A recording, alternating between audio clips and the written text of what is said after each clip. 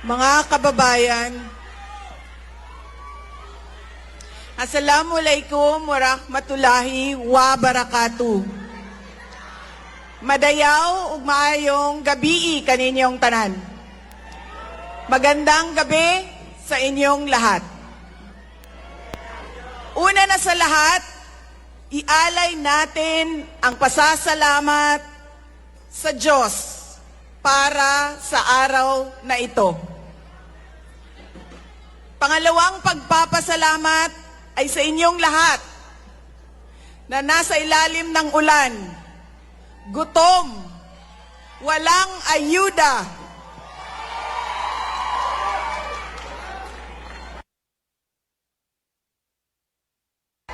hindi pumasok sa trabaho. Ngunit ibinigay ninyo ang panahon para sa aming lahat ngayong gabi. Maraming salamat sa inyo. Ang susunod na pagpapasalamat ay sa PDP dahil binigyan nila ako ng pagkakataon sa rally nila ngayon. Maraming salamat sa inyo. Ang sunod na pagpapasalamat ay mula kay Pangulong Rodrigo Duterte. Sa inyong pagmamahal, sa inyong patuloy na suporta at pagdarasal na siya ay maibalik dito sa ating bayan. Maraming salamat. Ang susunod na pagpapasalamat ay mula sa akin, sa patuloy ninyo na suporta sa akin at sa aking mga kasamahan sa opisina ng Pangalawang Pangulo. Maraming salamat. At ang huling pagpapasalamat ay mula sa akin. Dako kaayo ang amuang utang nga kabubuton kaninyong tanan sa oportunidad na ginahatag ninyo kanamo nga makaserbisyo sa atuang nasod. Daghan salamat. Ang pwesto na kinatatayuan ko ay hindi para sa akin. Ito ay para sa Pangulong Rodrigo Duterte. Pero tinawag ako ng tadhana dahil kinidnap ang tatay nating lahat.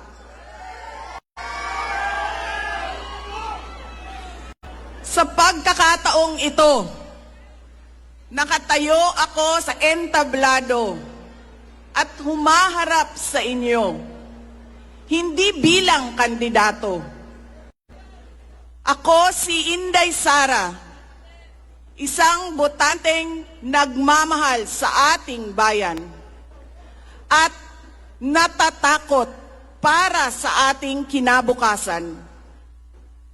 Mga kaigsuunan ko, iniibig ko ang Pilipinas. Iniibig ko kayong mga Pilipino.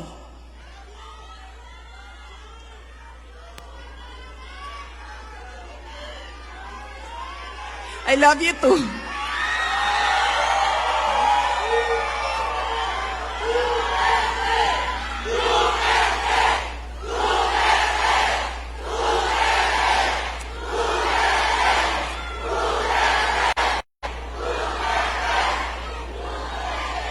This election will decide the future of our country. Ang boto ninyo ang magbibigay katiyakan kung maituloy ang pagbabago o tuloy-tuloy na lang tayo sa kapahamakan. Filipinos deserve better. Nagpapasalamat ako dahil nandito pa rin kayo at nakikinig sa akin sa kabila ng kaliwat kanan na paninira nila. In the past months, my name and my family's name have been dragged through the mud. I have repeatedly said it before, and I will say it again now. I am not the problem of this country.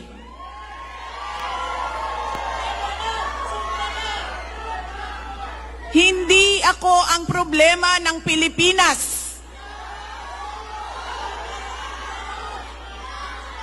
Hindi Duterte ang problema ng Pilipinas.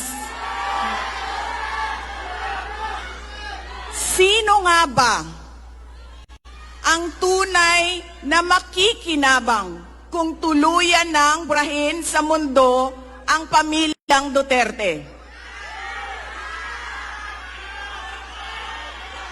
Hindi ang mga Pilipino. Lalo nang hindi makikinabang ang mga biktima sa krimen, mga walang trabaho, mga naghihirap, o maging ang mga nagugutom.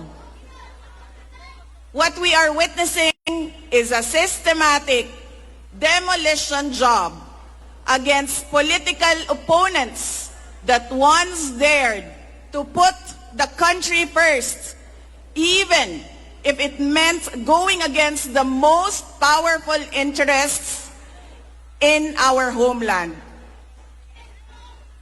Sa kasamaang palad, iniluklok natin ang isang leader na walang kakayahang maintindihan ang tunay na kalagayan ng mga Pilipino. At higit sa lahat, hindi kayang magdesisyon para sa kapakanan ng sambayanan. Pinagbabayaran natin ngayon ang pagpili ng maling leader. Nakikita natin ang lantaran at walang pakundangang paglabag sa ating saligang batas.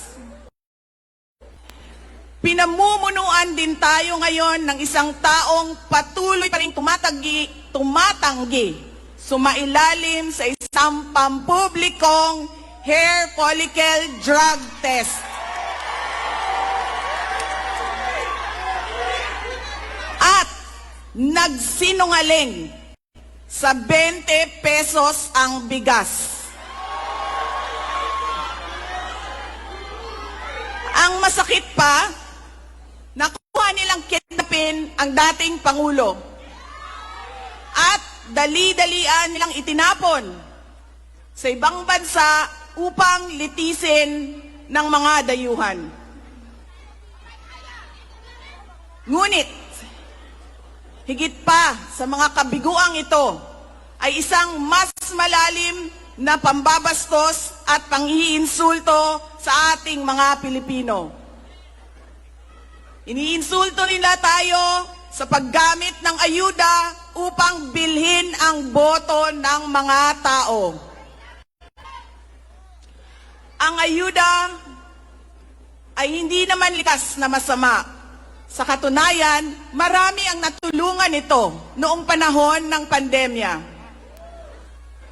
Ngunit, kapag ginamit ito para manipulahin kayo at pagsamantalahan ang inyong kahirapan upang manatili sila sa kapangyarihan, nagiging sandata ito ng pang-aabuso. Again, Filipinos deserve better. We must return to long-term, concrete programs, not short-term dole-outs that are being abused by those in power. Ang kailangan ng Pilipino ay isang mabisang food security program. Isang programa na tutugon sa problemang pinakamalapit sa bituka, ang gutom. Ang kailangan ng Pilipino ay isang modernong hybrid education system na nakasandal sa pagtutulungan pagtuturo ng disiplina at pagmamahal sa bayan. Ang kailangan ng Pilipino ay isang tunay na universal healthcare system na tutugon araw-araw sa lahat ng health centers at hospitals at hindi lamang sa mga supporters ng politiko. Ang kailangan ng Pilipino ay matibay na infrastruktura. Let us build into the future. Ang kailangan ng Pilipino ay oportunidad sa hanap buhay at trabaho dito sa loob ng ating bayan. Masakit sa kalooban nating lahat ang kalagayan ng maraming nating OFWs na malayo sa kanilang mga mahal sa buhay. At higit sa lahat, ang kailangan ng Pilipino ay peace and order. Kailangan nating ganap na puksain ang kriminalidad, illegal na droga, terorismo, at insurgency sa pamamagitan ng makatotohanang non-partisan Philippine National Police na suportado ng ating sandatahang lakas. Kinahanglan undangon nato ang batasan sa pagpili sa mga kandidato nga gikan sa political dynasty. Kining mga sikat nga apelido nga magsayaw-sayaw ra og magkanta sa atubangan. Igo ra magpakatok, undangon ang mga party list na gipanag-iya sa mga dato. Undangon ang mali na pagpili sa atong mga opisyales. Undangon ang budol o pagpamakak. Kailangan natin mag-vote straight sa mga taong magtutuloy ng nasimulan ni Pangulong Duterte.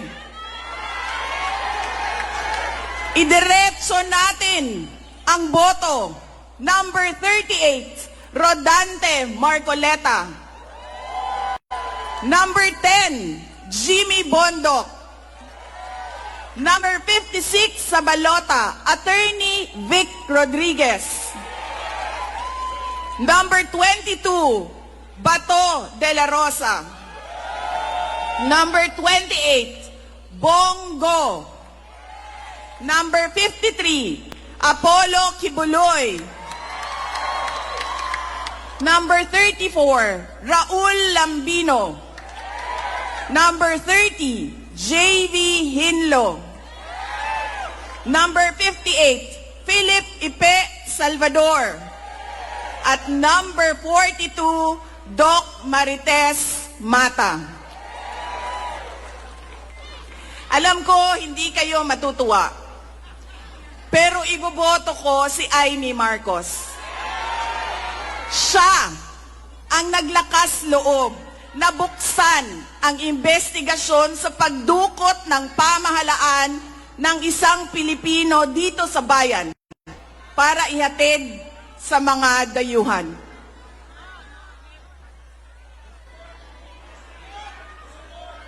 Iboboto ko rin si Camille Villar dahil sa kanyang karanasan bilang mambabatas sa House of Representatives na makakatulong sa isang tunay na pagbabago sa Senado. Hindi ako mapapagod na sabihin ito. We Filipinos deserve better. Tunay na kapayapaan at kaunlaran na hindi lamang para sa iilang politiko at mayayaman. Kaya sa May 12, kailangan natin maging mapagmatyag. May mga ulat at bulong-bulungan na may mga kumikilos na sa iba't ibang parte ng ating bansa. Mga babala na maaaring nagsisimula na ang malawakang dayaan sa halalan ng alyansa. Ang binuong alyansa ay isang mapanganib na pagsasanib puwersa ng isang administrasyong walang kakayahan, mga elitistang liberal, at mga tinaguriang makabayan na ang tunay na hangarin ay manatiling mahirap ang taong bayan. Isang alyansa na handang ibalik tayo sa kadiliman ng narco-politics, sa bangungot ng Typhoon Yolanda, kung saan ang mga Pilipino ay iniwan sa ulan, sa gutom, at sa kawalang malasakit. Ito ang alyansang muli nais nating alipinin gamit ang kahirapan, kasinungalingan at kapangyarihan. Sa May 12, bumoto tayo ng may buong dangal. Bumoto tayo ng may tapang. Let us show the world that no amount of vote buying or cheating can suppress the fury burning in our hearts. Time and again, you have heard me say, God save the Philippines. Ngayong Lunes, bumoto tayo ng diretso, and let us all save the Philippines. Ako si Inday Sara Duterte, isang botante. Syukran. Itataas na po. Tawagin na natin ang ating Duterte upang iangat ang kanilang kamay ng ating minamahal na Vice Presidente. Numero 10, Jimmy Bondoc. Numero 22, Bato de la Rosa. Número 28, Senator Bongo. Numero 30, J.V. Hilo. Número 34, Raúl Lambino. Número 38, Rodante Marcoleta. Número 53, Pastor Apollo Kibuloy. Número 56, Attorney Vic Rodriguez. Número 58, 58, ang nag-isang Philip Salvador. At numero 42, Doc Richard Mata. Kasama ang ating PDP Laban Duterte! SRB Senator Robin Padilla. PDP Laban, PDP Laban Street, PDP Laban Street. Duterte. Duterte! Duterte! Duterte. Duterte. Nakikiusap po ako, i-on po natin ang mga flashlight natin dahil kakantahin natin ngayon ang Pilipinas, Duterte pa rin. Kinuloy sa Senado, ito'y bituan. I-on natin para makita ng buong Pilipinas kung gaano tayo kadami dito sa Liwasang Bonifacio. Kasama ang KOJC Choir, kakantahin na natin ang Pilipinas, Duterte pa rin.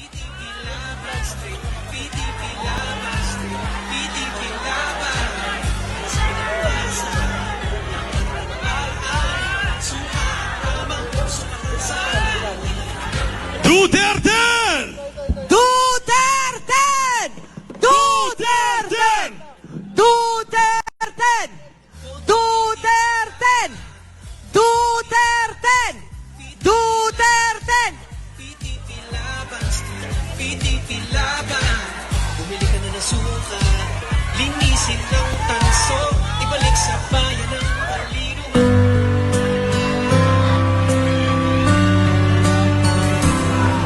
Ang bulong ay kumalat na.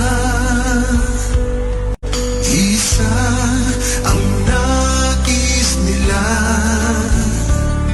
Isigaw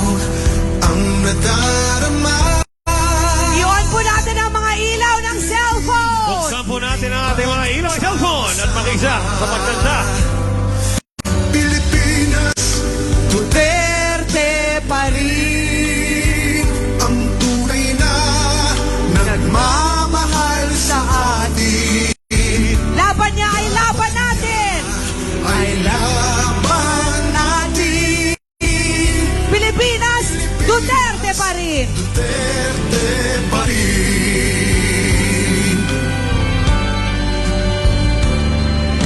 Inang bayang minamahal,